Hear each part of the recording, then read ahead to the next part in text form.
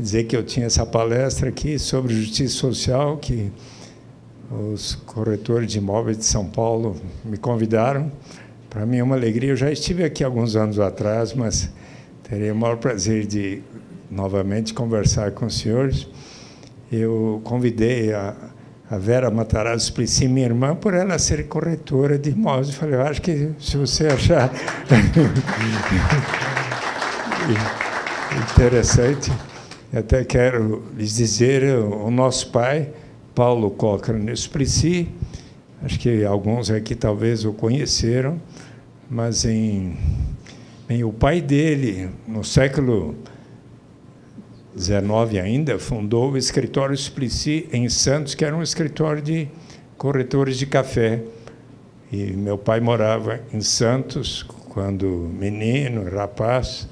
Vou dar uma explicação aqui aos que gostam de futebol, que ficam às vezes me perguntando, mas era 1912 e meu pai, aos 16 anos, foi do primeiro time de futebol amador do Santos Futebol Clube, fundador do Santos, portanto, e quando eu era menino, ele gostava de me levar para ver os jogos do Santos, então eu sou torcedor do Santos e daí fiz o mesmo com meus filhos, o Eduardo, que eu suplo, o André e o João, e até meus netos homens são todos torcedores do Santos.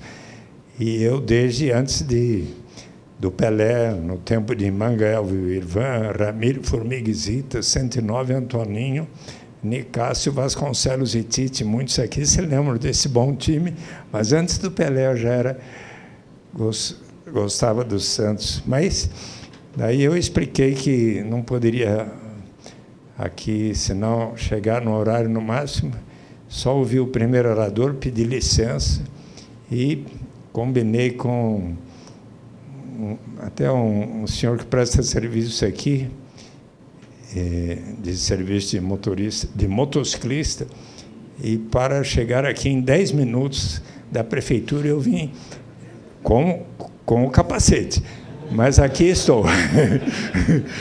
Mas aqui estou. Então, para mim é uma satisfação retornar a essa casa e conversar sobre o tema que o senhor presidente me convidou para falar sobre justiça social, não é isso?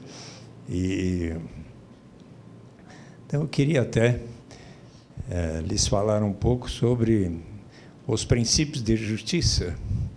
Há um dos maiores filósofos contemporâneos, John Rawls, da Universidade de Harvard. Ele faleceu em 2002, acho que já estava com mais de 80 anos, mas ele, em 1971, publicou um livro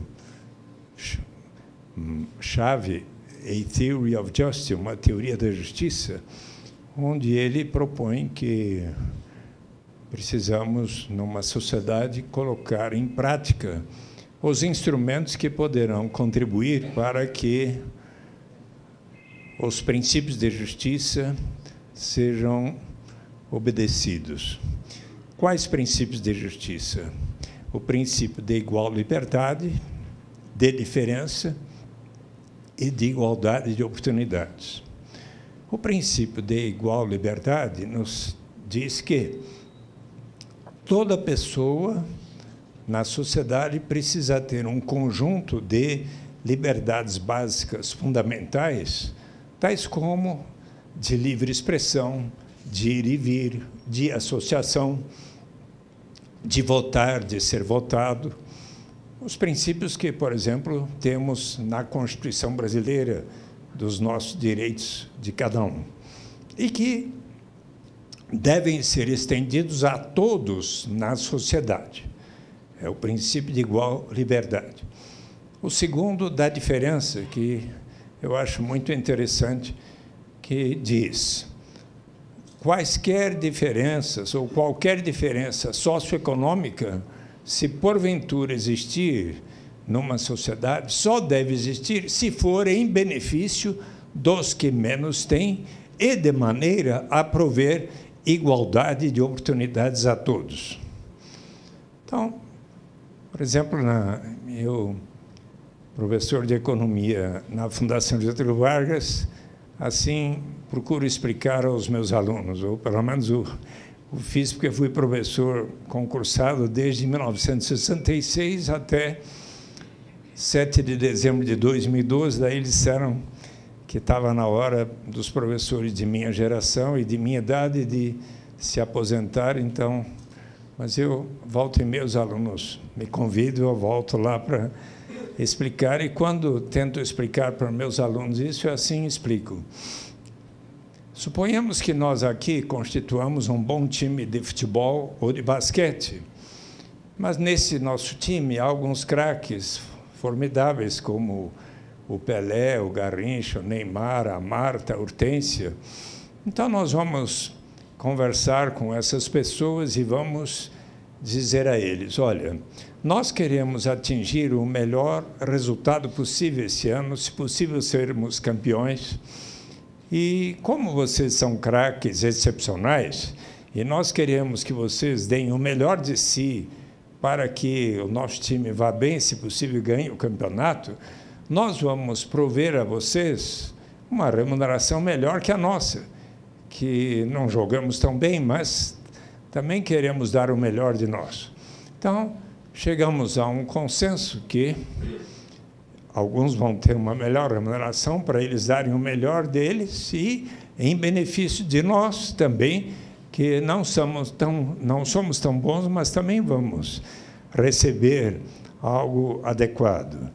E de maneira tal a prover igualdade de oportunidades a todos, ou seja, o princípio de igualdade de oportunidades. E no livro A Theory of Justice, John Rawls menciona que para provermos, ou para conseguirmos aplicar tais princípios, poderíamos, por exemplo, instituir a garantia de uma renda mínima a todos através de um imposto de renda negativo.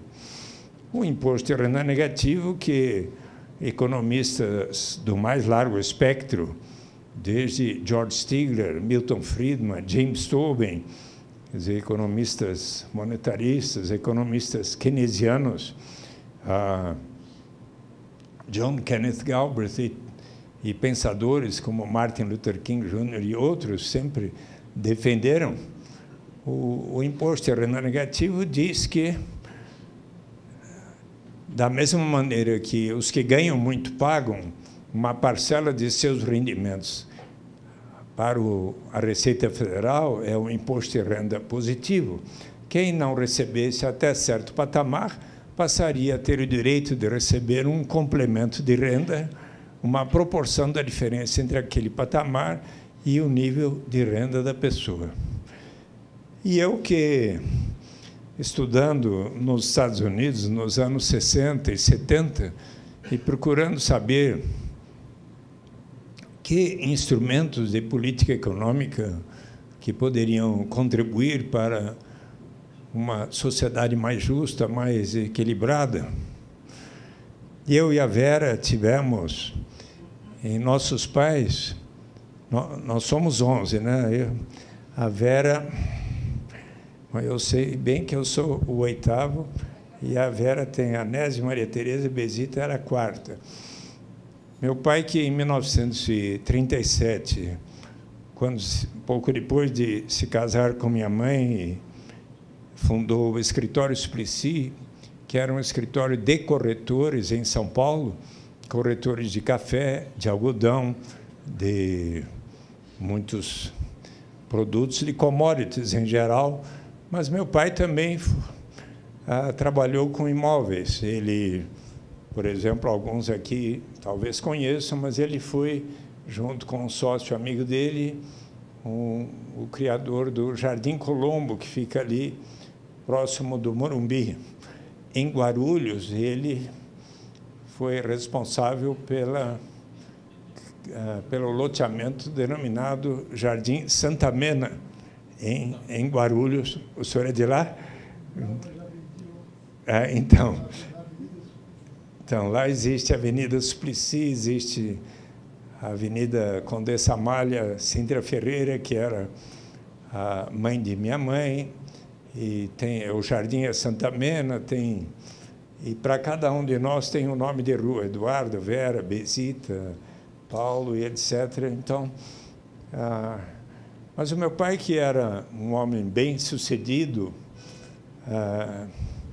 e que nos proporcionou vivermos numa casa muito boa, aqui próximo da Alameda Casa Branca, com a Alameda Santos.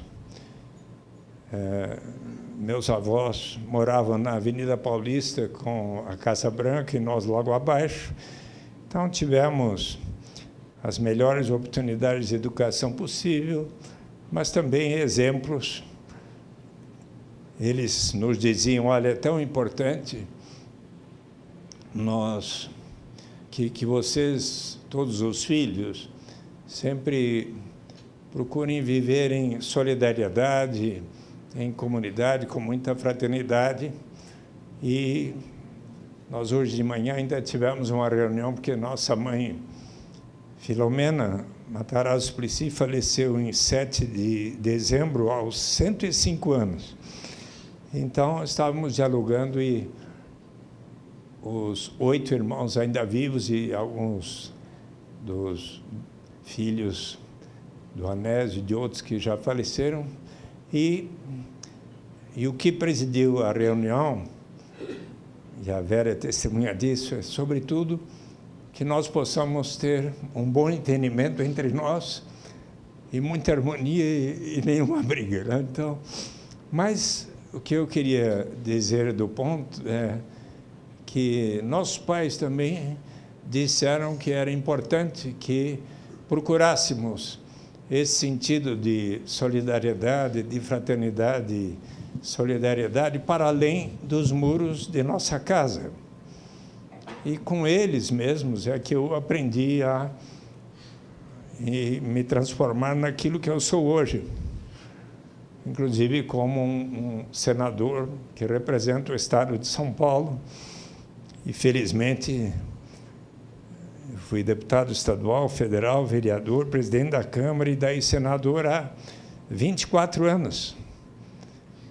No final aqui, se acharem que eu tenho me conduzido bem, podem até dizer ao PT, porque eu estou me dispondo novamente a ser candidato, se acharem que eu possa merecer mais 8 anos. Mas eu estava falando de como, com nossos pais, aprendemos coisas tais como... Meu pai, além de ser um corretor bem-sucedido, que nos proporcionou boas oportunidades de educação, de conhecimento, também era, por exemplo, um homem que, por 30 anos, se dedicou à Fundação Casa do Pequeno Trabalhador, que hoje é sucedida pela Casa do Jovem Aprendiz, que nossa irmã Besita e sua filha Tereza tomam conta. E hoje a Escola Jovem Aprendiz, por exemplo, cuida do restaurante Escola na Câmara Municipal de São Paulo, onde jovens aprendem todo o trabalho de cozinha, de garçons, de garçonetes e tudo. Mas, ao tempo de meu pai, ele recolhia, aliás, ainda funciona na Avenida 9 de Julho, embaixo do viaduto 9 de Julho, a Casa do Pequeno Trabalhador, que recebia meninos. Hoje são meninas e meninos, mas naquele tempo eram mais meninos, assim, desde os 7, 8 até os 14, 15, 16 anos, que parte do dia trabalhavam, ora como engraxates, ora como tomadores de conta de automóveis, com uma fardinha, por isso chamava guardinha de automóveis, e também tinha uma formação cristã, católica, importante. E eu me lembro de, às vezes, acompanhava meu pai ali, ele era recebido por aqueles meninos como se fosse um outro pai. Também, na minha adolescência e juventude, eu, por vezes, acompanhei meu pai no movimento pela desfavelização, porque ele se preocupava com estas questões. Estou falando disso porque essa preocupação que eu tenho hoje com estes temas da justiça social e quais os instrumentos que poderão elevar o grau de justiça na sociedade, decorre muito desta minha formação. Eu, em 2005 e 2006, assisti na Universidade de Harvard a primeira e a terceira aula do curso que o Prêmio Nobel de Economia Amartya Sen estava dando junto com o professor Philippe Van Parijs, da Universidade Católica de Louvain, um filósofo e economista que justamente desenvolveu os conceitos de John Rawls e que, em seu livro Liberdade Real para Todos, o que é que se é que existe alguma coisa que possa justificar o capitalismo, que poderá contribuir para prover dignidade e liberdade real para todos, neste livro, este professor Philippe Van Parijs coloca que o instrumento que melhor ainda poderá fazer isso, ao invés do imposto de renda negativo, será a renda básica de cidadania incondicional para todos. Então, quando eu fui assistir à primeira aula desse curso, aí o professor Amartya Sen, que havia convidado Philippe Van Parijs para dar o curso com ele, e a Universidade de Harvard havia convidado Philippe Van Parijs para dar o curso de filosofia em Harvard, e por ser amigo de Amartya Sen, este o convidou para, com ele, dar um curso sobre justiça e diversidade cultural, justiça e instituições. E, na primeira aula, Amartya Sen disse assim: nós vamos aqui examinar quais aqueles instrumentos de política social que poderão elevar o grau de justiça na sociedade. Quando foi abolida a escravidão, obviamente houve um maior grau de justiça na sociedade. Se nós provermos boas oportunidades de educação para todos os meninos e meninas, nós estaremos elevando o grau de justiça na sociedade. Assim, também, se desenvolvermos os instrumentos do microcrédito, como o Muhammad Yunus, por exemplo, fez em Bangladesh, e aqui tem se procurado desenvolver. Também o estímulo às formas cooperativas de produção. E nesse curso, nós iremos ver em que medida uma renda básica incondicional, tal como defendida pelo professor Philippe Van Parijs e pelo senador Eduardo Suplicy, que hoje nos visita, em que medida vai ou não elevar o grau de justiça na sociedade. Então, eu gostaria de eles falar um pouco sobre isso. Mas posso fazer uma pergunta à senhora hoje, quando saiu de casa, como é que fez? Como eu fiz? Eu vim de transporte público. Mas saiu de casa pela janela? Não, pela porta. Eu vou logo lhes mostrar o meu livro. O meu assessor que estava aí, ele trouxe o meu livro? Não? Ah, por favor. Esse é o Leandro Ferreira, que a Flávia não veio? O meu livro se chama Renda de Cidadania, a saída é pela porta, justamente para lembrar que o mestre Confúcio, 520 anos antes de Cristo, observou que a incerteza é ainda pior do que a pobreza. E pode alguém sair de casa, se não pela porta? Eu dei o nome de meu livro, Renda de Cidadania, Saída pela Porta, exatamente para demonstrar que, se desejarmos, como é o objetivo da presidenta Dilma Rousseff, erradicar a pobreza extrema, a pobreza absoluta, construir uma sociedade justa e civilizada e provermos dignidade e liberdade a todos, uma solução tão de bom senso quanto a senhora sair de casa pela porta é instituirmos uma renda básica de cidadania. Eu, há algum tempo atrás, encontrei o Ziraldo e pedi a ele se ele poderia fazer uma cartilha explicando o que era a renda básica de cidadania, e se puder passar para trás, eu agradeço. E sugeri que ele pudesse fazê-lo, e ele me disse: Eduardo, eu gosto muito de você e da proposta, por favor, escreva um texto para as crianças explicando o que é, e eu então... e me mande que eu vou lhe dar de presente. E então,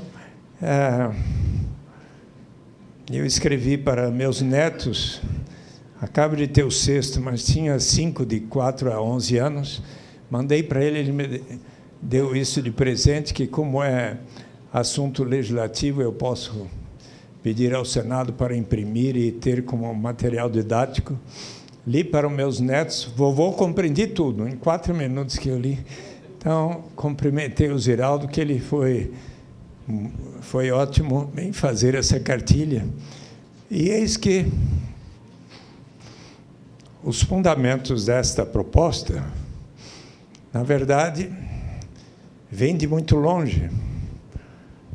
Se depois de Confúcio nos passarmos por 300 anos antes de Cristo, Aristóteles, em política, ele observa como a política é a ciência de como alcançar o bem comum, uma vida justa para todos. Mas, para isso, é necessário a justiça política, que precisa ser precedida da justiça distributiva, que torna mais iguais os desiguais. Aos desiguais. Então, se formos mais adiante na história, e podemos nos deparar com os ensinamentos da Bíblia Sagrada. Qual é a palavra em hebraico na Bíblia Sagrada? Me ensinou o rabino Henry Sobel, citada 513 vezes. Tzedakah, T-Z-E-D-A-K-A, que em hebraico significa justiça social, justiça na sociedade, que era o grande anseio do povo judeu, como também do povo palestino. No livro do Êxodo, de Jacó, de Isaac, de Deuteronômio, dos Provérbios, sempre está a expressão justiça social, tzedakah. Não é à toa que o MST, quando faz os seus seminários, por vezes começa com o livro do Êxodo, para lembrar da luta por terra prometida, pela terra prometida, por reforma agrária, por justiça na sociedade.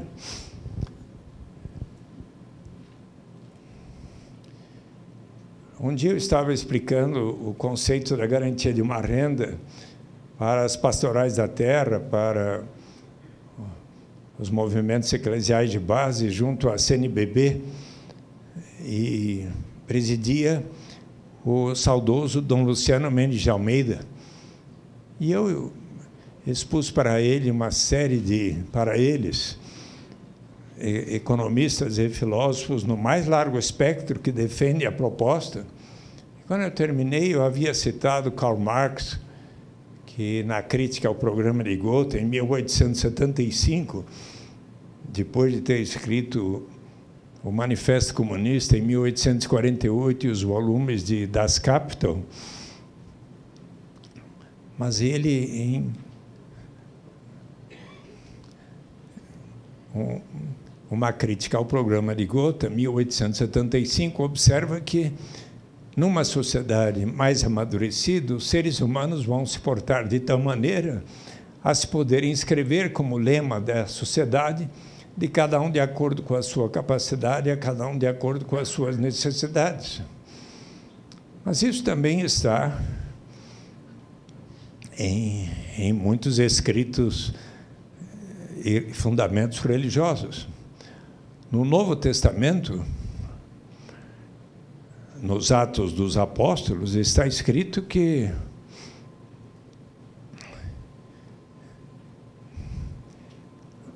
todos eles se juntaram os seus bens e passaram a viver em solidariedade de tal maneira a prover a cada um de acordo com as suas necessidades. Nas parábolas de Jesus está a história do senhor da vinha, que contratou inúmeros trabalhadores ao longo da jornada, na primeira, na segunda, até a última hora do dia. Com cada um, contratou o que ambos consideravam justo. Ao final da jornada, ele iniciou o pagamento pelos últimos que ali chegaram. E quando pagou ao primeiro, este lhe disse: mas o senhor está me pagando o mesmo que ao último que chegou e eu trabalhei mais do que ele? Ora, você não percebe que eu estou lhe pagando exatamente o que ambos combinamos como justo e que o último que chegou também precisa receber o necessário para o sustento da sua família? Mas quando eu estava lá falando para a CNBB, os movimentos pastorais da terra, o saudoso Dom Luciano Mendes de Almeida, depois de eu ter citado tantos filósofos e economistas, disse a mim: Eduardo, você não precisa citar o Karl Marx para defender a sua proposta, que ela é muito melhor defendida pelo São Paulo na segunda epístola aos Coríntios. Daí eu li essa segunda epístola aos Coríntios e achei tão bonita, e sempre coloco também nas minhas palestras, porque ele diz que devemos todos seguir sempre o exemplo de Jesus, que, em sendo tão poderoso, resolveu se solidarizar e viver dentre os mais pobres, de tal maneira que, para que haja justiça, para que haja igualdade, toda aquela pessoa que teve uma safra abundante não tem de mais, toda aquela pessoa que teve uma safra pequena não tenha de menos. E podemos também observar, depois da queda das torres de Nova York, das guerras do Afeganistão, do Iraque, tem havido grande interesse de saber o que pensa o islamismo. Eu ainda, no início de fevereiro, passei 3 dias no Irã para saber, eu fui convidado numa missão e ali soube de uma experiência muito interessante que estão realizando do pagamento de uma renda para a população, como contrapartida da diminuição dos subsídios, que eram fortíssimos, aos derivados do petróleo e outros. Mas os seguidores de Maomé, do Alcorão, como os 4 califas que escreveram o livro dos hadis, Omar, o segundo deles, também observa que toda aquela pessoa que detém um grande patrimônio deve destinar uma parcela deste patrimônio para os que pouco ou nada têm.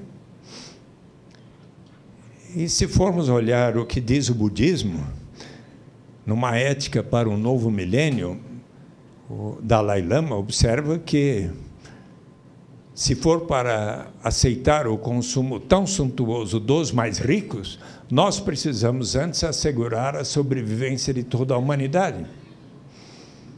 Mas podemos seguir um pouco mais adiante na história e nos depararmos com Thomas Paine, primeiro Thomas More. Vocês conhecem aqui que Thomas More foi canonizado santo pela Igreja Católica em 1935. E, no ano 2000, o Papa João Paulo II considerou Thomas More como o grande patrono dos políticos e dos governantes por sua alta estatura moral e ética. No ano 2016, daqui a pouco, a Universidade Católica de Louvain, na Bélgica, onde Thomas More viveu, vai estar... Posso tomar um pouquinho de água? Essa aqui mesmo? Obrigado. Vai estar realizando uma grande homenagem aos 500 anos de utopia. Vocês sabem que, no início do século XVI, a Inglaterra vivia um período de extraordinário poder, dominava grande parte de países do mundo, Henrique VIII era o rei católico e tinha um amigo que era Thomas More, que havia sido presidente da Câmara dos Comuns, um teólogo muito influente, mas que, a certa altura, recebeu de Henrique VIII uma solicitação, não é? Por favor, escreva uma justificativa para eu poder me casar de novo, porque minha mulher não me dá herdeiros. E o Thomas More, que era católico, falou, eu não posso, não é o que eu acredito, não vou fazer isso.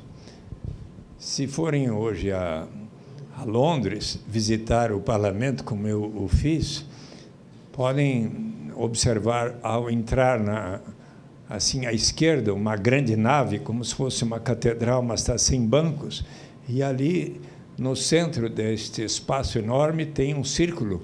Aqui foi julgado e condenado Thomas More, que foi objeto de filmes muito bonitos, um homem que não vendeu a sua alma. Podem ver, muitos aqui já assistiram. E eis que ele acabou sendo guilhotinado. Mas antes, porém, escreveu Utopia, que é um livro que tem como livro de bolso da Abril Editora, da LPM, muito gostoso de ler. No livro primeiro de Utopia, há um diálogo sobre a pena de morte que, instituída na Inglaterra naquela época, não havia colaborado para diminuir a criminalidade violenta, os assaltos, os roubos, os assassinatos. E eis que, então, um cardeal arcebispo e o viajante português Rafael Iptolodeu, Iptolodeu em grego significa um contador de histórias, e outro personagem, conversando a respeito, até que Rafael Iptolodeu, então, observa, muito mais eficaz do que infligir estes castigos horríveis, aqui não tem outra alternativa senão de primeiro, tornar-se um ladrão para daí ser transformado em cadáver, é você assegurar a sobrevivência das pessoas. E, com base nesta recepção, um amigo de Thomas More, Juan Luis Vives, espanhol, escreveu um tratado de subvenção aos pobres, de subventione pauperum decite necessitabus, para o prefeito da cidade flamenga de Bruges, em 1526, e que onde ele propôs, pela primeira vez, a garantia de uma renda para a população de um município. E algo que foi, de alguma forma, implementado em Ypres, segundo o verbete da Poor Laws da Enciclopédia Britânica. E aí começaram a aplicação das leis dos pobres, mas com muitos defeitos e muitos tipos de controle. Mas o debate sobre o assunto continuou, mesmo que Adam Smith, Davi Ricardo, Thomas Malthus, em outra perspectiva, Karl Marx, foram críticos das diversas formas tomadas pelas assim chamadas The Poor Laws, mas mesmo economistas clássicos como John Stuart Mill chegou à conclusão de que era importante se garantir a sobrevivência de todas as pessoas. Passemos ao século XVIII para encontrarmos-nos com outro Thomas, possivelmente o maior ideólogo das revoluções americana e francesa, Thomas Paine, P-A-I-N-E. Nascido em 1734, em Thetford, na Inglaterra, mais tarde se tornou amigo de Benjamin Franklin, aquele que inventou o para-raios. Antes só se usava os monóculos, ele inventou os óculos e outras coisas. Um homem muito influente que persuadiu seu amigo Thomas Paine a ir viver na América antes da independência, e para lá ele foi, como um coletor de impostos e arguto observador dos costumes e de valores. E começou a escrever ensaios que tiveram enorme influência. O presidente George Washington uma vez escreveu para um amigo que nenhum outro ensaio tivera tamanha influência na mente dos americanos para lutarem por sua independência quanto senso comum, common sense, que foi divulgado, distribuído em número fantástico para a época, 150 mil exemplares, pelas ruas da Filadélfia e das 13 colônias norte-americanas, em janeiro de 1776. 6 meses depois, em 4 de julho, os americanos proclamaram a sua independência. O que dizia Thomas Paine em Senso Comum? Que uma ilha, que contraria o bom senso, que uma ilha domine um continente e coisas como tais. Acontece que, proclamada a independência, Thomas Paine começou a se sentir muito perseguido na América por suas ideias consideradas tão ousadas e progressistas. E então resolveu voltar para sua terra natal. Mas chegando ali na Inglaterra, o que acontece? Começaram a queimar os seus livros. Imagine este homem responsável pela perda da nossa principal colônia. Então ele resolveu seguir para a França, onde de tal maneira abraçou os ideais de liberdade, igualdade e fraternidade, que 3 anos após a Revolução Francesa de 1789, embora estrangeiro, foi eleito constituinte francês e, como tal, para a Assembleia Nacional da França, em 1795, escreveu um breve ensaio de 20 páginas, que está publicado aqui como um dos textos escolhidos, denominado Justiça Agrária, onde ele explica que a pobreza é algo que tem a ver com a civilização e a instituição da propriedade privada. Ali na América, onde ele tinha estado, não enxergara tamanha destituição e pobreza como nas vilas e cidades europeias de então. Por que razão? Porque ali na América a propriedade era comum dentre os índios. Mas ele considerava de bom senso que uma pessoa que cultive a terra, que realize benfeitorias na terra, possa usufruir do seu trabalho na sua propriedade. Mas era o seu plano que toda pessoa que assim o fizesse destinasse uma parcela de seu rendimento para um fundo que a todos pertenceria. E deste fundo, uma vez acumulado, se pagaria a cada pessoa residente naquele país tanto um capital básico quanto uma renda básica a cada ano, como um direito inalienável de todos partilharem da riqueza daquela nação, e esta era uma proposta para todos os países. E mais economistas foram falando a respeito. Poderão ver com mais detalhes nos meus livros, e filósofos como Bertrand Russell, em 1918, em Os Caminhos para a Liberdade, onde faz uma reflexão sobre os grandes movimentos que abalaram a Europa antes da Primeira Grande Guerra Mundial, o sindicalismo, o socialismo, o anarquismo. E, após uma análise das ideias destes movimentos, ele chega à seguinte conclusão, que deverá se garantir a cada pessoa o necessário para a sua sobrevivência, e daí para frente cada um irá receber aquilo que conseguir por seu talento, esforço, capacidade e criatividade, mas a ninguém deve ser negado um mínimo para a sua sobrevivência. E, a partir daí, economistas como o casal Dennis Milner, Mabel Milner, a senhora Juliet Rees Williams, do Parlamento Inglês, a Joanne Robinson, grande economista, que fazia parte do Círculo de Cambridge, juntamente com John Maynard Keynes, o Prêmio Nobel de Economia James Edward Mead, o próprio John Maynard Keynes, em 1939, ao escrever para o The Times uma proposta de How to Pay for the War, como pagar pela guerra. Ele diz que, como a Inglaterra estava para entrar em guerra com a Alemanha e outros países, deveria se preparar, separando uma parcela para a defesa, mas como iria haver problemas sociais graves, era importante que se separasse 2% do produto nacional bruto, que era de 5 bilhões de libras esterlinas, portanto, 100 milhões de libras esterlinas para pagar uma renda básica.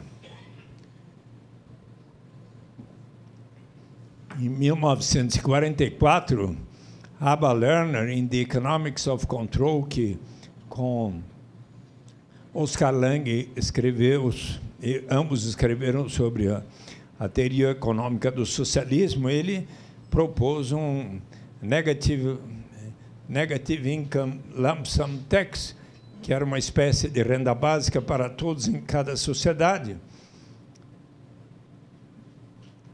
Em 1944, o Prêmio Nobel de Economia, Friedrich von Hayek, em The Economics of Serfdom, que faz uma crítica severa ao comunismo, ao fascismo, ao nazismo, aos sistemas totalitários,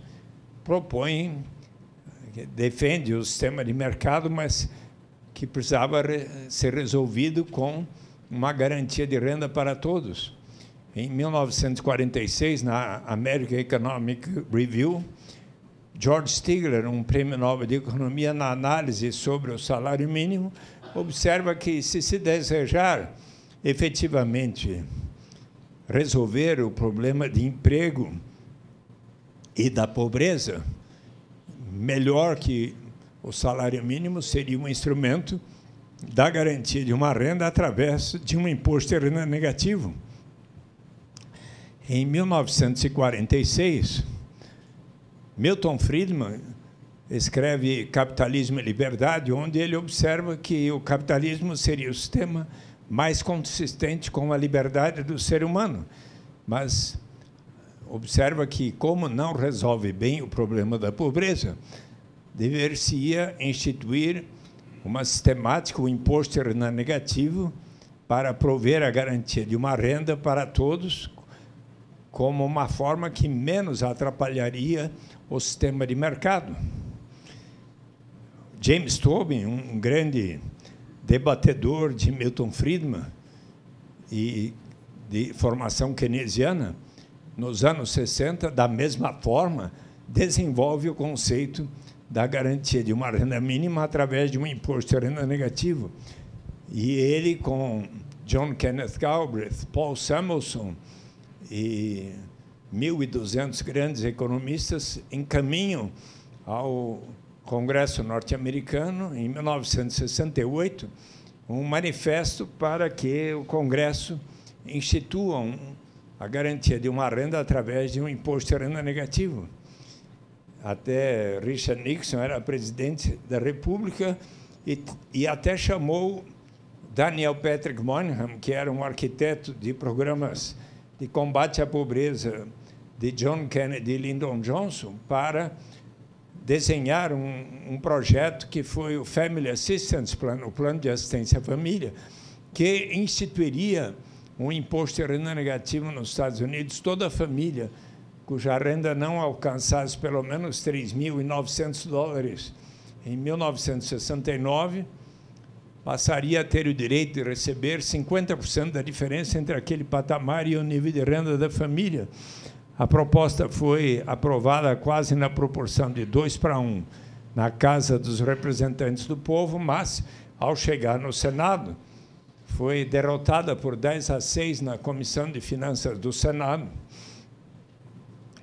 Em 72, competiu com Richard Nixon o democrata senador George McGovern, que, assessorado por James Tobin, propôs que se instituísse um demo grant, que seria $1.000 por ano para cada um dos norte-americanos, algo que talvez fosse uns $18.000 por ano, ou pelo menos $10.000 por ano a cada um dos 150 milhões de americanos, mas ele perdeu a eleição.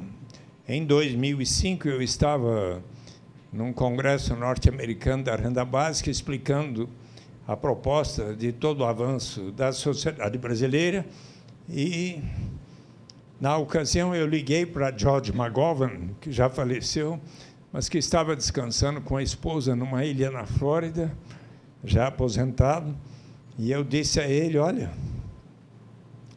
eu quero informar ao senhor, porque em janeiro de 2004 o presidente Lula havia sancionado a lei, que eu não sei se todas as senhoras e senhores conhecem, mas já está aprovada pelo Congresso Nacional por todos os partidos, a lei que vai instituir a renda básica de cidadania incondicional para todos os presentes, para todos os brasileiros e brasileiras. Um dia isto vai ocorrer. Depende de quem? Dos que estão aqui presentes, eu já vou explicar como será.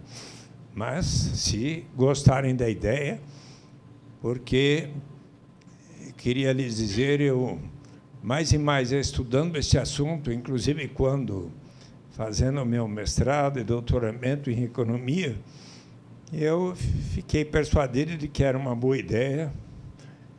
Primeiro, em 1990, ao ser eleito senador pela primeira vez, apresentei um projeto de garantia de renda mínima através de um imposto de renda negativo.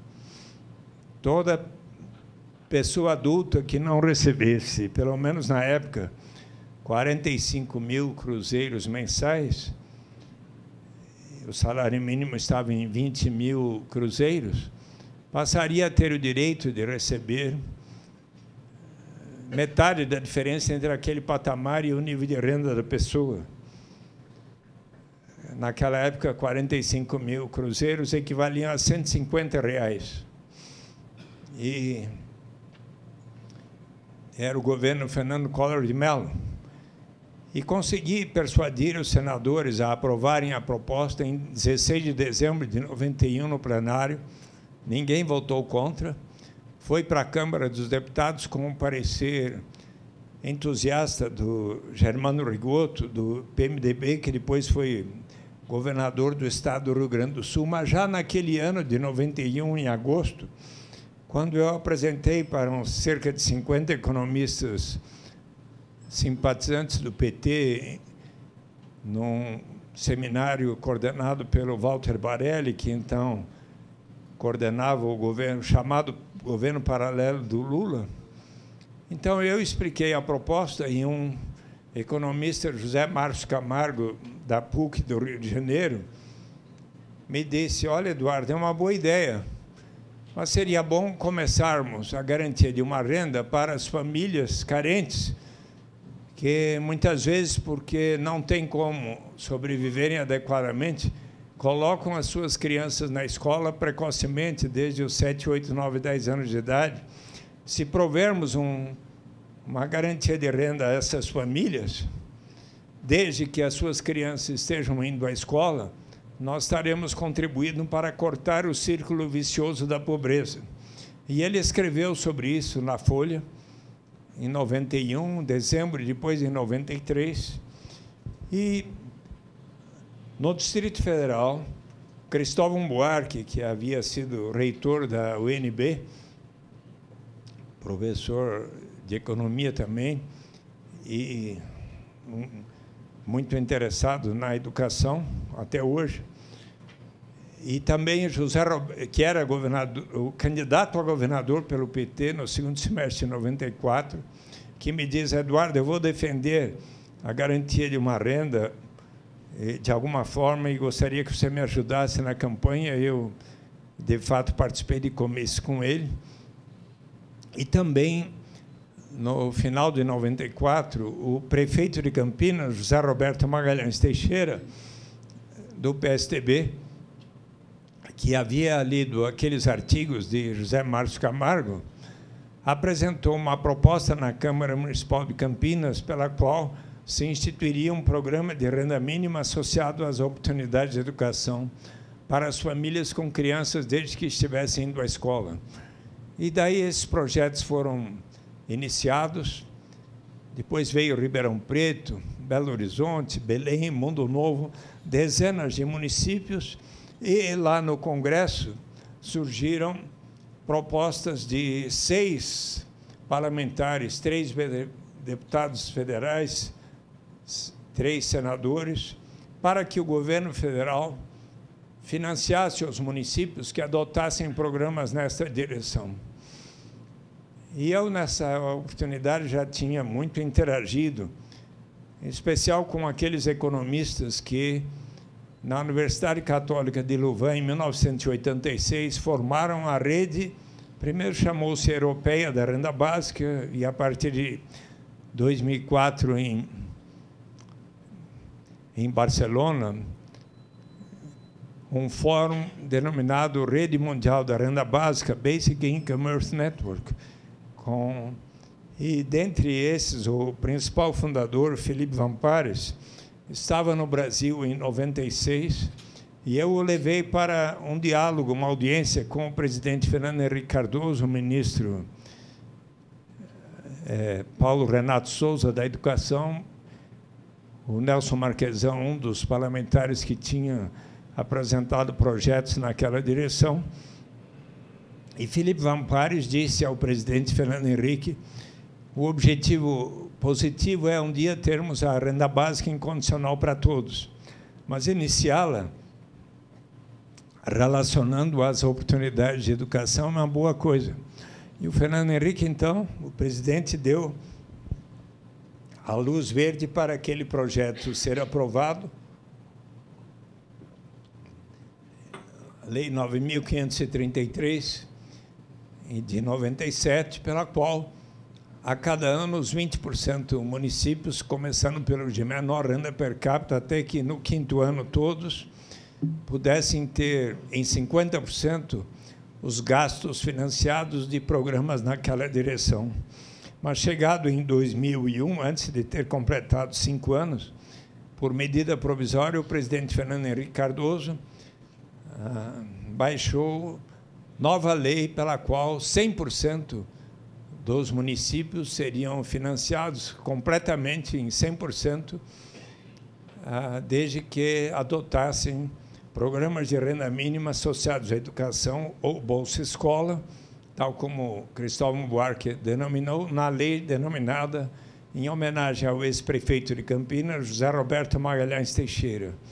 Daí veio o programa Bolsa Alimentação, o Auxílio Gás, e no início do primeiro governo Lula, em 2003, ele instituiu um cartão alimentação provendo R$ 50 para serem gastos somente com alimentos para as famílias com renda per capita até meio salário mínimo por mês.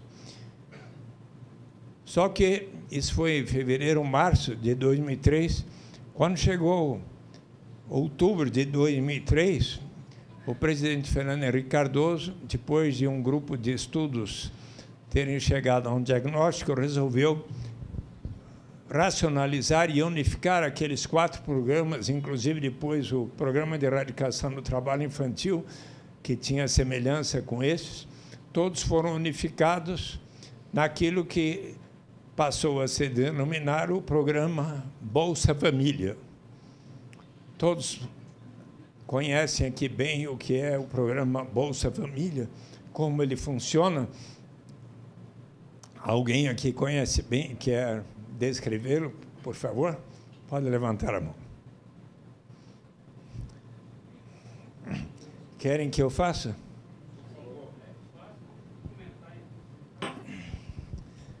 Só para citar, para perceberem quanto tempo eu vou precisar, são 4h10. Anotem quanto tempo eu vou precisar para explicar o programa Bolsa Família. Toda família no Brasil, em São Paulo, em todos os municípios, se não obtiverem, pelo menos, uma renda que signifique R$ 140 per capita para cada pessoa da família, esta família tem o direito de receber o benefício do Bolsa Família.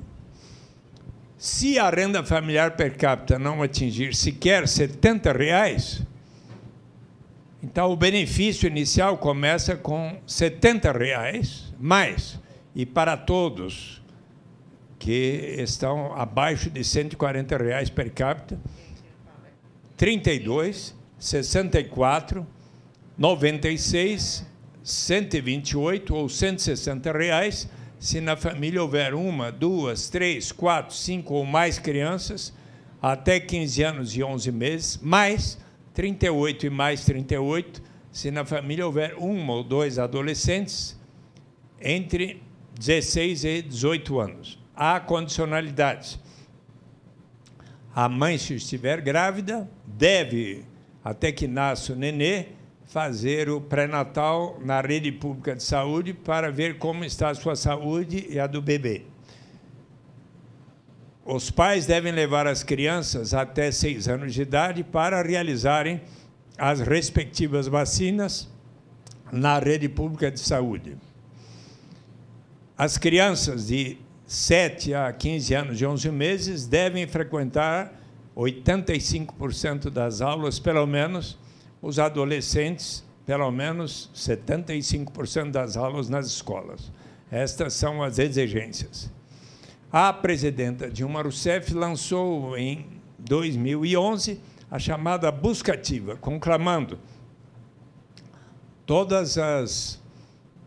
os governos estaduais, os municipais, as entidades de classe, a Associação dos Corretores de Imóveis também, todos nós, cidadãos, para, se porventura encontrarmos alguma família, pai e mãe, que esteja nessas condições de receber menos que R$ 140 per capita, digamos, pai, mãe, 3 crianças, 5 vezes 140, se não receber pelo menos 700, podem avisá-los. Pai e mãe, vocês têm o direito de se inscrever no chamado... nas secretarias municipais de desenvolvimento econômico e de desenvolvimento social e assistência social, ou no CRAS, que é onde as famílias carentes podem se inscrever para, então, passarem a receber o programa Bolsa Família. Ademais, no ano passado, também foi transformado em lei o chamado Brasil Carinhoso, programa pelo qual, se uma família está sendo beneficiária do Bolsa Família naquelas condições, somada aos seus rendimentos, do pai, da mãe, de quem mais tiver renda, mais o benefício do Bolsa Família, tal como eu descrevi, se pelo menos não estiver se garantindo R$ 70 por pessoa naquela família, o governo federal complementará o necessário para se alcançar R$ 70 por pessoa. E, portanto, hoje, pelo programa Bolsa Família, todas as pessoas no Brasil têm o direito de receber pelo menos R$ 70 por mês. Pode não ser muito, mas é algo significativo que, inclusive, ao longo desses mais de 10 anos, fez com que, ao lado de outras políticas sociais e econômicas, fez com que melhorasse tanto a evolução do número de pessoas em condição de pobreza extrema, de famílias em condição de pobreza extrema, foi diminuindo gradualmente desde 2002 para cá, como também o chamado coeficiente Gini de desigualdade. Em 1996, por exemplo, nós estávamos com um coeficiente Gini de desigualdade da ordem de 0,603, que nos colocava dentre os 3 países mais desiguais do mundo. Mais desiguais havia, acho que a África do Sul e a Namíbia, com 0,74. Já em 2002, depois de iniciados os programas municipais e o início do programa Bolsa Escola, estávamos com 0,59 aproximadamente em 2002. E, ano a ano, após 2003 para 4 para 5, até 2012, o último dado disponível, o coeficiente Gini de desigualdade foi diminuindo até cerca de 0,51 em 2012. Mas ainda somos o 16º ou 17º país mais desigual do mundo. Temos que avançar mais. Ora, para explicar o programa Bolsa Família, foi necessário uns 4, 5 minutos, não foi? 4 minutos, pelo menos, para explicar as regras. Compreenderam bem, não é? Mas suponhamos agora que, quando eu acabar de explicar o outro projeto que eu fiquei fiquei persuadido que será ainda melhor e que, felizmente, consegui fazer com que todos os partidos, no Senado e na Câmara, em 2002 e 2003, respectivamente, aprovassem, e que já é lei, portanto, sancionada pelo presidente Lula em 8 de janeiro de 2004, que é a Lei 10.533, que instituirá por etapas a renda básica de cidadania, começando pelos mais necessitados, como o faz hoje o programa Bolsa Família. Em 2003, em dezembro, havia 3,5 milhões de famílias inscritas no programa Bolsa Família. A cada ano foi aumentando, hoje são 14 milhões e quase 100 mil famílias. Se multiplicarmos por aproximadamente 13,5 pessoas por família, temos cerca de 50 milhões de brasileiros e brasileiras, um quarto dos 201 milhões que somos hoje, beneficiados com o programa Bolsa Família. Mas suponhamos que aqui agora a Associação dos Corretores de Imóveis de São Paulo ache uma boa ideia e resolva escrever a presidenta Dilma, como eu o fiz. Amanhã tem um encontro com o ministro-chefe da Casa Civil, Aloysio Mercadante, onde vou conversar com ele sobre a proposta que formulei à presidenta para ela instituir um grupo de trabalho para estar estudando as etapas de como iremos caminhar em direção à renda básica de cidadania. Eu sei que não dá para fazê-lo de uma hora para outra, mas suponhamos que as senhoras e os senhores reforcem a minha sugestão e escrevam também para a presidenta Dilma e que ela acate e que, digamos, prepare o Brasil para, ao longo de 2014 e 15, quem sabe até 2017 e 16, em dezembro de 2016, ela, então, anuncie. São 2h19h30. Vamos ver quanto tempo eu vou precisar para explicar a nova proposta. Então, em dezembro de 2016, a presidenta Dilma, o prefeito Fernando Haddad e o governador que for à época, anunciem: a partir de janeiro de 2017, todas as pessoas no Brasil, não importa a sua origem, raça, sexo, idade, condição civil ou mesmo socioeconômica, todos passaremos a ter o direito de receber uma renda suficiente para atender às necessidades vitais de cada um. A ninguém será negado. Como um direito de todos partilharem pelo menos um pouco da riqueza de nossa nação. Terminei a explicação. 4h20h30. Demorou, no meu relógio, 1 minuto. Eu pergunto, foi mais fácil de compreender as regras do programa Bolsa Família ou a renda básica de cidadania? Podem me dizer, por favor. A renda básica, bem mais simples, para todos compreenderem. Primeira vantagem. Mas há outras, não é, Vera? Você conhece todas? Quer falar para todos como são as vantagens? Não, você fala melhor. Eliminamos inteiramente qualquer burocracia envolvida em se ter que saber quanto cada um ganha no mercado formal, isto é, na carteira de trabalho assinado, ou em qualquer atividade informal que façamos. Digamos, se uma mãe toma conta das crianças da vizinha, no dia seguinte recebe um trocado, ou nas ruas, um lavador de automóveis, ou na feira, o que for informalmente, não importa, não precisa declarar quanto é o rendimento, nem o seu patrimônio vai ser igual para todos. Eliminamos qualquer estigma ou sentimento de vergonha de uma pessoa precisar dizer: eu só recebo tanto, por isso mereço tal complemento de renda.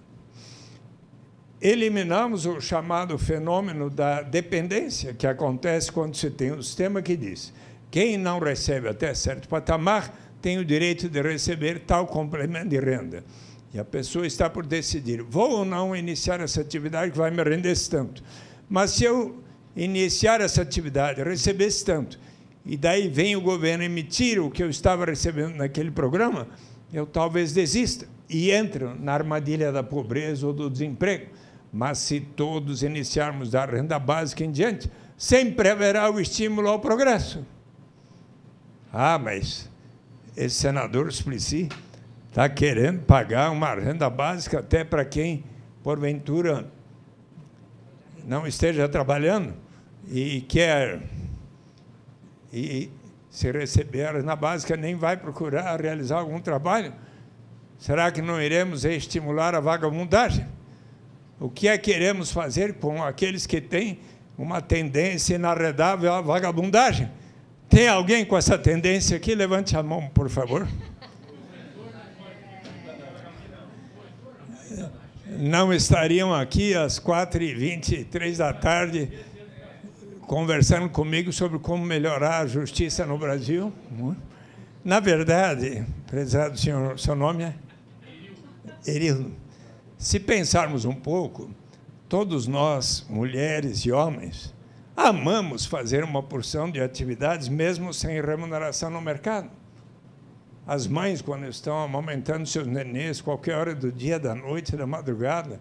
Nós, pais e mães, quando estamos cuidando de que nossas crianças possam estar bem alimentadas, se desenvolvam, não se machuquem. Quando nossos pais e avós são mais velhos e precisam do nosso carinho e assistência, fazemos com prazer. Nas associações de bairros, nas igrejas de todas as denominações, nos centros de diretórios acadêmicos, quantos de nós não estamos sempre realizando atividades porque nos sentimos úteis?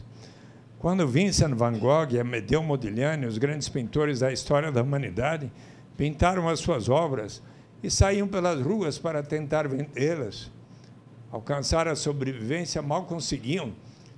Ambos ficaram doentes, morreram precocemente, e hoje as suas obras são vendidas por milhões de dólares. A nossa Constituição, presidente, assegura o direito à propriedade privada. Isso significa que aquela pessoa que detém a propriedade de fábricas, de fazendas, de imóveis, de bancos, de títulos financeiros, de propriedades imobiliárias, etc., essa pessoa pode receber os rendimentos do capital na forma de juros, lucros, aluguéis. E eu lhes pergunto, por acaso a nossa lei maior exige que, para uma pessoa receber lucros, juros e aluguéis, precisa necessariamente demonstrar que esteja trabalhando, que suas crianças e adolescentes estejam indo à escola? Não. Então, se asseguramos aos mais ricos o direito de receber tais rendimentos sem aquelas condicionalidades, por que não estendermos a todos, ricos e pobres, o direito de todos recebermos pelo menos um pouco, que é parte da riqueza comum de nossa nação, ainda mais quando observamos que... Tem algum telefone aí disparado, mas... Ainda mais quando percebemos alguns aspectos da nossa história. Por mais de 3 séculos, milhões de pessoas foram arrancadas de sua terra natal na África para aqui contribuir para a acumulação de capital de diversas famílias, sem que recebessem qualquer remuneração que não fosse viver numa senzala e ter uma alimentação que fazia com que os escravos tivessem uma expectativa de vida pouco superior a 30 anos de idade. Ou então, quando lembramos de alguns aspectos do Brasil mais recente, o presidente Lula costumava dizer que parece que Deus é brasileiro, veio morar no Brasil, ajudou a Petrobras a encontrar no fundo do Oceano Atlântico enorme reserva petrolífera que em breve permitirá a todos nós erradicarmos a pobreza e desenvolvermos e termos o progresso educacional, científico, tecnológico, cultural e assim por diante. Será que não é de bom senso que todos nós, pelo menos, recebamos uma renda suficiente para atender às necessidades vitais de cada um? Algum dos senhores e senhoras já esteve presente em um lugar onde algo semelhante acontece? Eu já fui, então queria saber se alguém mais já foi. Por favor, levante a mão quem já esteve lá. Mas querem conhecer? A senhora quer conhecer? Vem cá um pouco que eu vou lhe levar lá, por favor. Em 1995, eu estive com a Marta por 7 dias neste lugar e verifiquei que funcionava bem, mas as senhoras poderão também, por conta própria, examinar. Eu recomendo que os corretores de imóveis encaminhem para lá uma comissão como a das senhoras para ver se funciona mesmo como eu aqui irei descrever. No início dos anos 60, o prefeito de uma... Ele anotou, né? No início dos anos 60, o prefeito de uma pequena vila de pescadores observou que de lá saía uma grande riqueza na forma da pesca, mas boa parte da população continuava pobre. Então ele disse: vamos criar um imposto de 3% sobre o valor da pesca para instituir um fundo que a todos pertencerá. Mas o imposto sou contra. Enorme resistência. Demorou 5 anos para persuadir a comunidade. Uma vez instituída, deu tão certo que aquele governador, prefeito Jay Hammond, foi eleito governador do estado do Alasca. E em 1974, acontece que, ao final dos anos 60, o Alasca havia descoberto, como nós recentemente, no fundo do Oceano Atlântico, na camada pré-sal, tinham encontrado enorme reserva petrolífera. Então, disse ele aos seus concidadãos: nós precisamos pensar não apenas na geração presente, mas na vindoura, porque o petróleo, como outros recursos naturais, não é renovável. Vamos separar, pelo menos, 25% dos royalties decorrentes da exploração de recursos naturais para instituir um fundo que a todos pertencerá. E ele quis que todos votassem. Eram 300 mil cidadãos no Alasca, os residentes. 76 mil votaram sim, 38 mil não, 2-1 venceu. E aqueles recursos passaram assim, então, a serem investidos. Podem ver no Alaska Permanent Fund, no sítio eletrônico, em ações de empresas do Alasca, contribuindo para diversificar a sua economia, US Bonds, títulos de renda fixa, ações de empresas dos Estados Unidos, internacionais, inclusive, do Brasil. Então, podem ver no sítio eletrônico do Alaska Permanent Fund ações de empresas tais como Vale do Rio Doce, Petrobras, Itaú, Bradesco, das mais rentáveis do Brasil, o que significa que nós contribuímos para que isso exista lá, empreendimentos imobiliários, que os senhores conhecem bem, e o Fundo Permanente do Alasca evoluiu de $1 bilhão de patrimônio no início dos anos 80 para 49 bilhões de dólares hoje. Suponhamos que a senhora estivesse residindo no Alasca 1 ano ou mais, e a senhora também, entre 1º de janeiro e 31 de março, teriam escrito numa folha só um application form, um requerimento. Seu nome? Maria. Senhora Maria, seu nome? Maribel. Maribel, em suas respectivas residências, podem informar quantos residem? Na minha residência, 5. E na senhora? 3. 3. Então, suponhamos que lá estivessem, teriam dito: eu resido em tal endereço, trabalho em tal lugar, não precisa dizer qual a sua remuneração, nem o patrimônio acumulado, precisa dizer que está lá residindo 1 ano ou mais.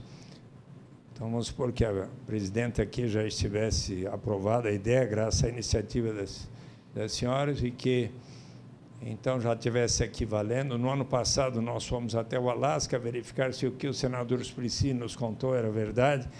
Agora está funcionando aqui também. 2 pessoas que ele conhecem testemunham, essa declaração é verdadeira. Quem assim respondeu poucas perguntas a mais, ao chegar à última semana de setembro, 1º de outubro, por transferência eletrônica na sua conta bancária, ou se por cheque, se preferiu, enviado à sua residência, teriam lá recebido, nos primeiros anos 80, 300, depois 400, 500. Em 2008, que foi quando o preço do petróleo foi lá para cima, foi o maior rendimento até hoje pago, 3.269 dólares por pessoa, numa família de 5 pessoas, 16.300 dólares, 3 pessoas, quase 10 mil dólares, pelo direito de todos na sua família partilharem da riqueza do estado do Alasca. O que a senhora achou? Ainda não contei uma coisa. Hoje é considerado suicídio político no Alasca, até para aquela republicana que foi candidata a vice do John McCain, a Sarah Palin, pois foi no ano último de governo dela que se pagou o maior dividendo até hoje. É considerado suicídio político para alguma liderança propor o fim desse sistema no Alasca. Em 1980, o Alasca era o mais desigual dos 50 estados norte-americanos, hoje é o mais igualitário. O que a senhora achou da proposta? Se assim for, eu achei boa. E a senhora? Perfeita. Puxa vida, se todos acharem isso, então... Perdão?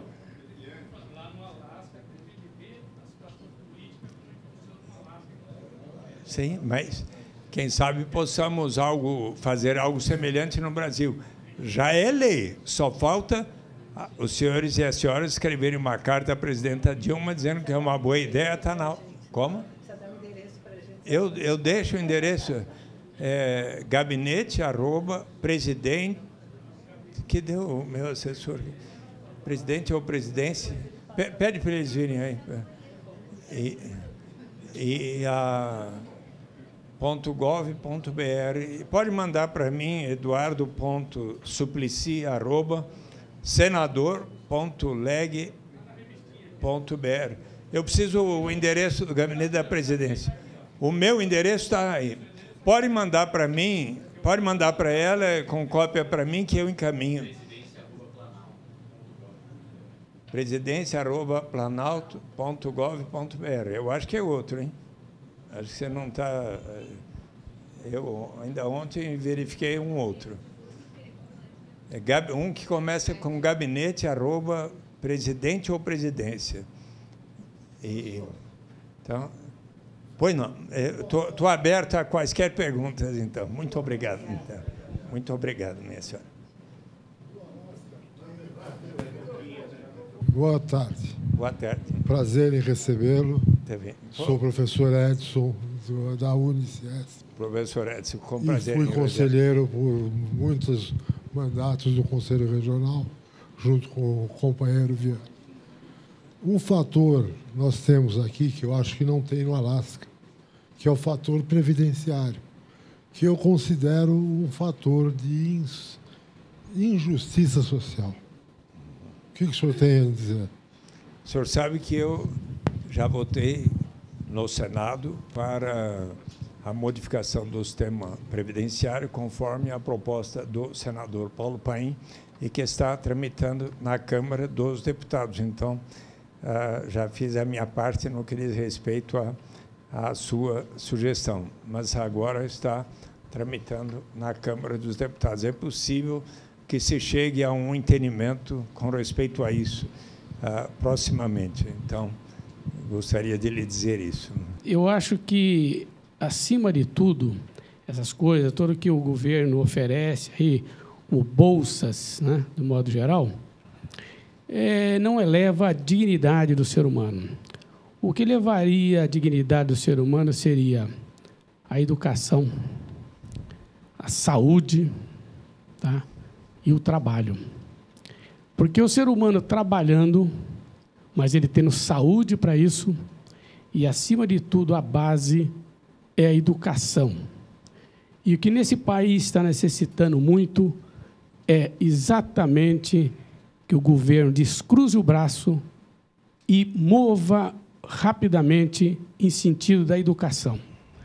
Ao invés de presídios por aí serem construídos, até luxuosos presídios, nós deveríamos ter muito mais escolas, mas não precisa ser escolas luxuosas, não. Escolas boas, com dignidade, para que os professores possam exercer sua profissão dignamente.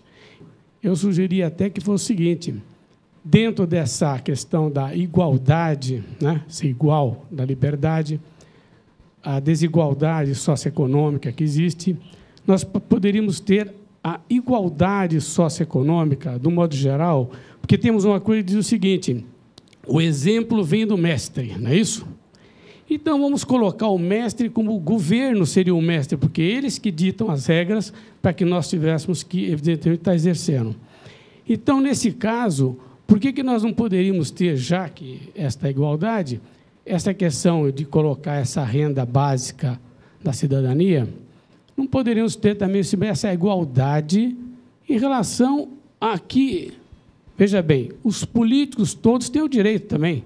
Os políticos têm o direito a sua auxílio gasolina, auxílio aluguel e tudo mais. Então, estenderia todos esses auxílios a todo mundo, seria de uma boa, porque essa questão de renda da cidadania está atingindo todos em todo o patamar para ganhar. Acho que uma pessoa que ganha, um rico, um milionário, que nem, por exemplo, o senhor tem, evidentemente, umas posses boas, vai falar, não, eu vou querer ter esse rendimento? Não, vai abrir mão, vai dar para outros. Então, começa essas dissoluções da situação.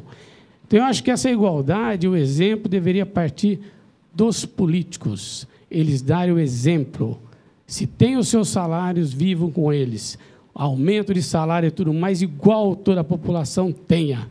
Não do jeito que eles têm tudo privilégio, aumentem os seus salários como querem. Desculpa dizer isso, mas é o que nós sentimos. Só que a população já está cansada dessa situação. Só isso. Obrigado. Senhor Anildo.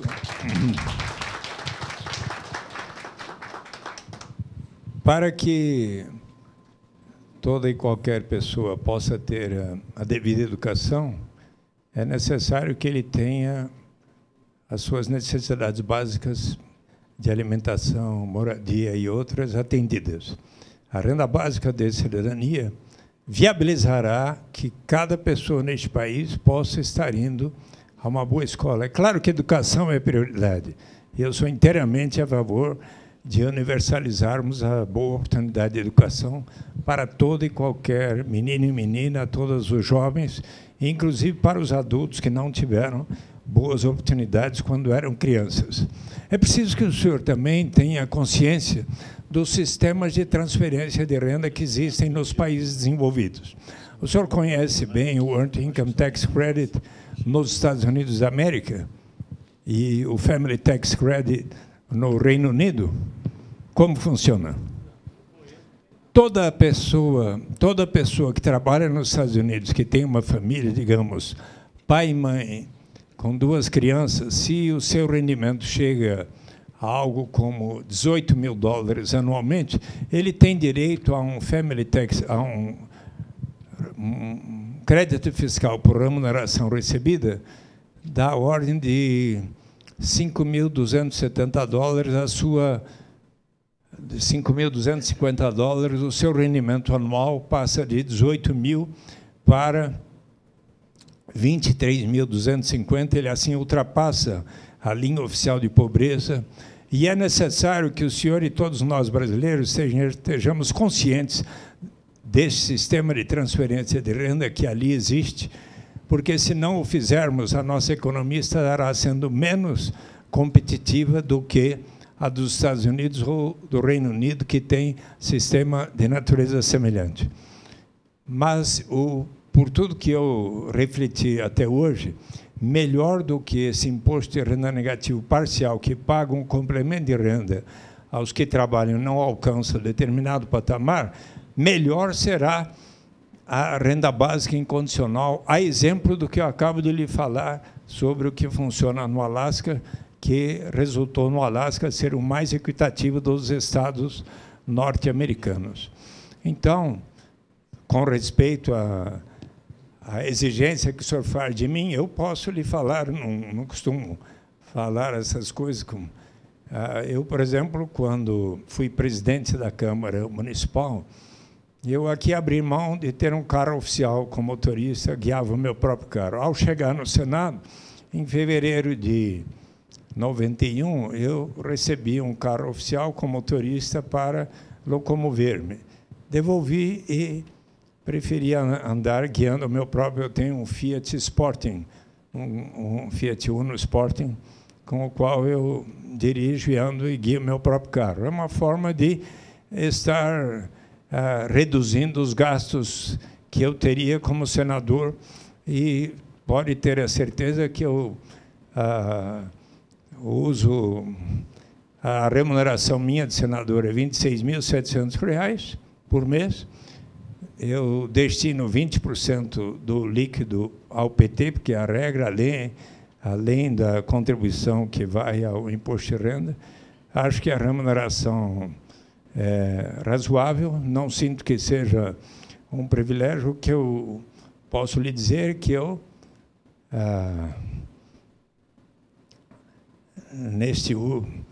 de sexta para sábado, eu fiz 4 palestras em Ilha Comprida, em Iguape, em Cananéia, em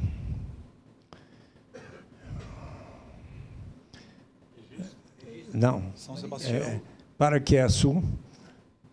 Ontem dediquei o meu domingo à família, aos meus netos e filhos.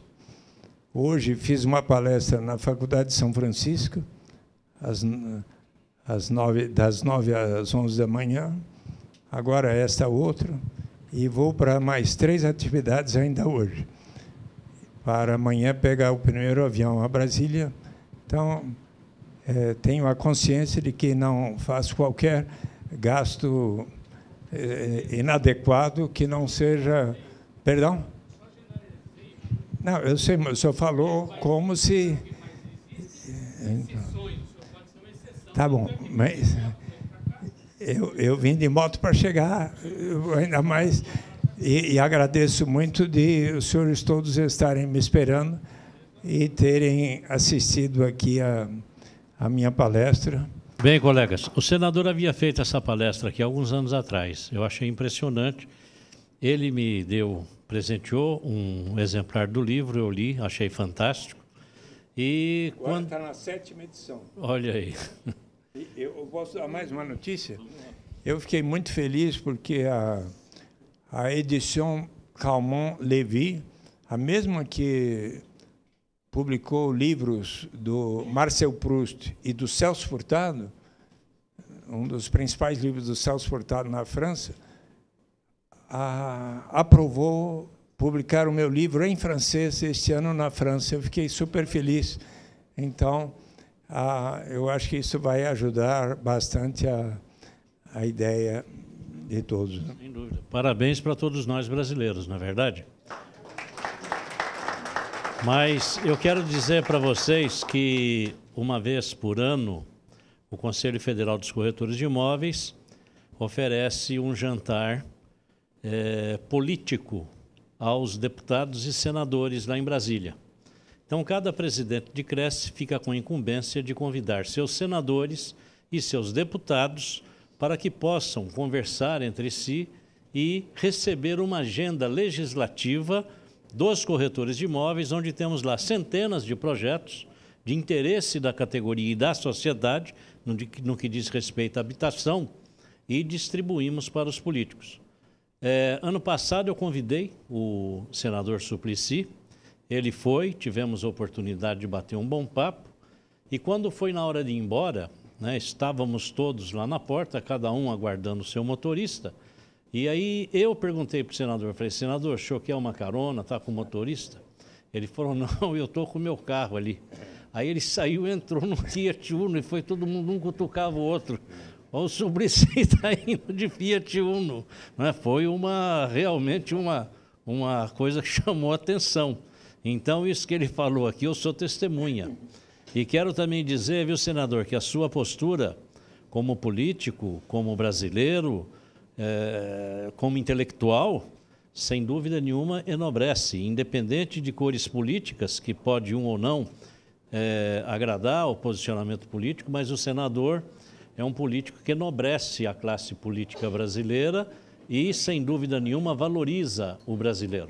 Então, quando nós o convidamos para vir aqui no Cresce, falar mais uma vez sobre este assunto, foi no sentido de que o assunto possa ser debatido e conversado.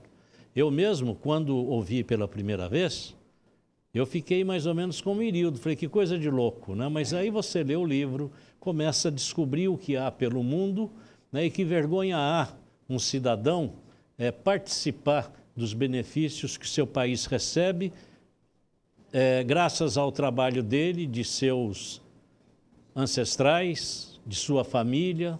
Não há vergonha nenhuma, eu considero. Eu acabei me tornando um fã da lei.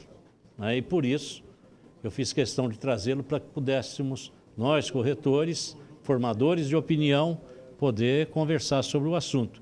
E eu gostaria, senador, de deixar aberto aqui o convite, no Fórum de Conselhos Federais de Fiscalização, lá em Brasília, numa oportunidade que o senhor possa comparecer e fazer essa mesma palestra, para que aí os profissionais de todas as áreas, CRM, advogados, engenheiros, químicos, enfermeiros, enfim, contadores, possam, através de suas lideranças, conhecer com mais profundidade a renda cidadania. Tá bom? Eu queria contar aqui um pequeno caso. Era 1981 e nós estávamos vivendo ainda no regime militar. Certo dia, porque eu havia ouvido com a Marta e 2 filhos, o terceiro não tinha nascido ainda, quando estávamos lá em Stanford, nós fomos ao estádio de São José ouvir a Joan Baez, essa cantora formidável, que por acaso virá a São Paulo na próxima... Vai cantar domingo e segunda-feira lá no Teatro Bradesco. E eis que pediram-me, era 1981, olha, a Joan Baez vem aí, e ela quer muito conhecer o presidente Lula, lá dos sindicatos metalúrgicos. Eu era deputado estadual, você não quer acompanhá-la? E aí eu...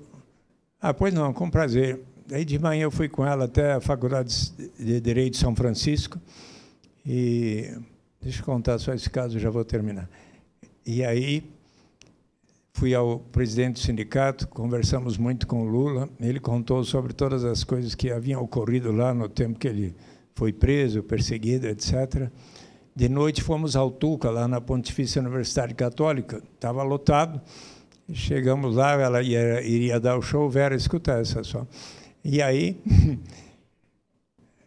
Chega o Lúcio Inácio da Cruz, que o Aguinaldo Araújo Góes, que era o marido da Vera, tinha me apresentado quando eu tinha 15 anos. Você não quer me apresentar alguém que saiba me treinar boxe? E ele me apresentou o campeão mundial, o campeão meio pesado amador, que era treinador. E o Lúcio Inácio, e eu, dos 15 aos 20 anos, lutei boxe até disputar a Gazeta Esportiva em 62. Mas em 81, a hora que eu chego lá no Tuca, lotado, Lúcio Inácio da Cruz, que era da Polícia Federal, me disse, Eduardo, infelizmente o show está proibido. Não apresentaram as canções que ela vai cantar para censura, então não pode cantar. Aí eu fui até o palco e falei, olha, infelizmente ela não vai poder cantar, que está proibido, para ver como era o tempo do regime militar. Alguns estão saudosistas aí, mas é bom tomarmos cuidado. Aí ela resolveu sentar-se no meio do auditório, que estava repleto, ao meu lado. Saiu outro dia a foto dela na Folha. Daí ela começou caminhando e cantando e seguindo a canção. Somos todos iguais, braços dados ou não. E todo mundo cantou junto. E daí, então, logo a seguir, essa canção, nem todos sabiam, e a voz dela, muito bonita, ressoou. Eu estou aqui só, se quiser, eu vou fazer um pedacinho, mas se quiser, eu recomendo de irem no show 6 da tarde no Teatro Bradesco, mas já está lotado, ou talvez tenha lugar na segunda-feira à noite, às 21 horas. E dela cantou essa música tão linda que os povos do mundo saíram às ruas para cantar, para acabar com as guerras do Vietnã e depois do Iraque. Se me permite, eu posso concluir com a canção, tá bem? Querem mesmo? Então, mas então todos cantem juntos, tá? How many roads roads must a man walk down before you may call him a man?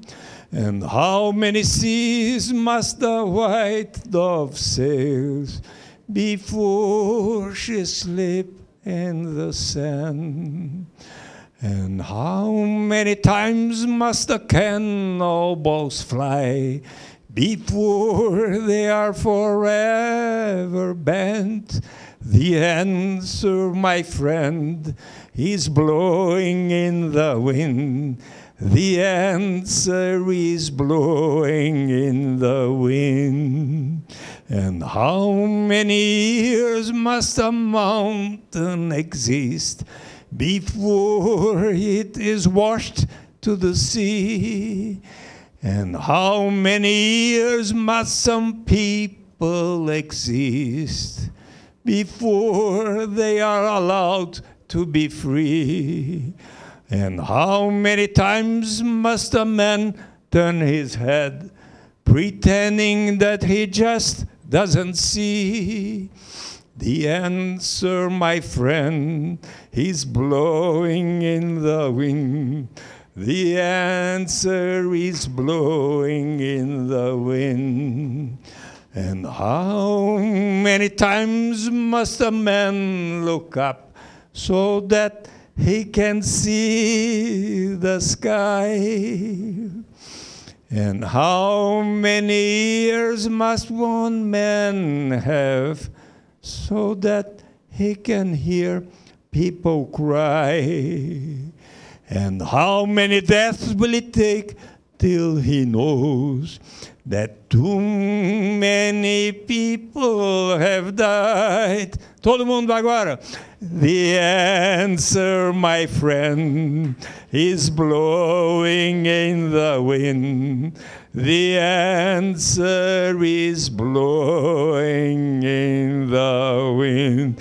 Beijo e abraço. Muito obrigado a todos. Parabéns.